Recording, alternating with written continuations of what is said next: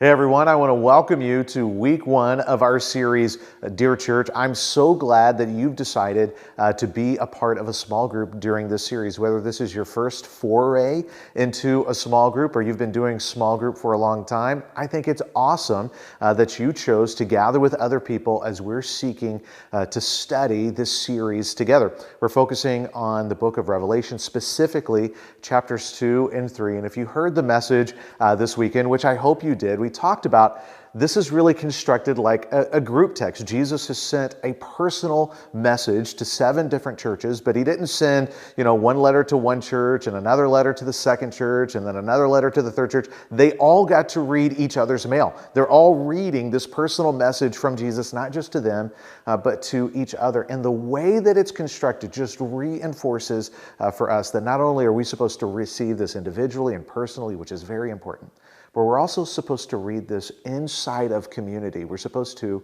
engage it and study collectively. That just the way that Jesus chose to have this constructed reinforces for us how important our unity and our community is. So the very fact that you are in a small group studying this together with others, you met in a large group on a Saturday night service or Sunday morning, but now you're in a small group, this is a great thing. So thank you for participating with us in this.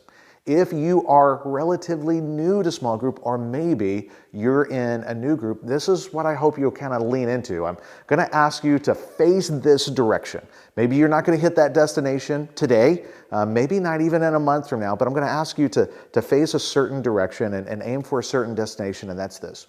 That this could be the kind of group potentially where you could develop real spiritual friendships, the kind of friendships where you can be honest and real with other people, the kind of relationships where you can encourage others and other people can encourage you. And you're so honest with each other that you're praying for each other specifically, not in vague ways, and you're able to hold each other accountable. And so you never start that on day one, but if everybody would kind of point towards that direction, point towards that destination in time, you'll be able to contribute the right kind of behaviors so that everybody will be able to experience that kind of relationship together. If you're not new to small group, if your group has been meeting for a while, take advantage of the track that you've laid in this direction and really lean into honesty, vulnerability, encouragement, and accountability with each other. I think you'll be so glad that you did. The Christian life is a team sport. We're meant to do this as a family of believers, and you've put yourself in the right kind of context to do that. So as we jump into this book of Revelation, a lot of times people can be either super excited about Revelation and they kind of hyperfixate on some of the strange or new imagery that's in the book, or people can be intimidated by the book of Revelation. We want to be somewhere in between those two extremes. And there's certainly nothing wrong with being fascinated by the imagery. You have to understand the imagery to know the meaning. We're not going to get into a lot of the imagery that you find throughout the book of Revelation. We're only going to unpack the imagery that you find in chapters 2 and 3. And even though there are aspects to this book that are hard to understand because it's a unique type of writing. It's a genre, type of literature called apocalyptic literature, that you have to understand the rules of that genre to be able to interpret it well. Even though some of that stuff might be confusing if you've never read Revelation before, you don't have study tools, the purpose of the book is pretty clear and straightforward. Number one, Jesus is God and King. The purpose of the book is to provide encouragement and instruction to believers who are trying to live for the kingdom of Jesus while living in countries and cultures that oppose the kingship of Jesus. The book of Revelation demonstrates and shows that Jesus is sovereign over all of human history, and our hope is to be with him in the life to come when he returns. And then finally, it's just to don't be afraid. Be faithful. That's kind of the point of the book of Revelation, and that will come out over various weeks of this series. But we started off week one talking about the specific letter to the church at Ephesus, and there were really encouraging things in that letter to the church of Ephesus. If we were that church and we received that kind of message from Jesus, we'd be like, man, this feels great. I'd love that Jesus said this to us, but things take a surprising turn. Maybe you didn't see it coming. Jesus said, I hold this against you. And the thing that he held against that church is that they had lost their first love. They were in love with things that weren't bad. They were in love with good things. But the love for certain good things, even gospel kind of oriented things, good churchy things, took place and superseded and squeezed out love for Jesus. And the caution of this, and we're not preaching this series because we think that's true of Autumn Ridge. We're just preaching this series, and we want to look for areas where maybe knowing what Jesus said to that church could be helpful to us. I think one caution is this. If that were true of our church, if that were true of any church, it's likely going to be very difficult for that church to see it. Outsiders are going to see it more clearly than insiders are going to see it. This church at Ephesus, they had an amazing ability to understand and perceive the difference between truth and lies, what's right and what's wrong, what's good and what's in error, and they could see it in everyone else except for themselves.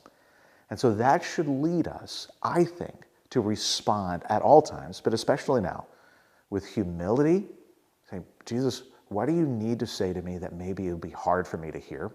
And with courage, whatever the truth is, I want to know. And I'm going to follow it, whatever it is, wherever it leads. So when we read God's word, especially in this series, we want to respond with a disposition of humility and courage.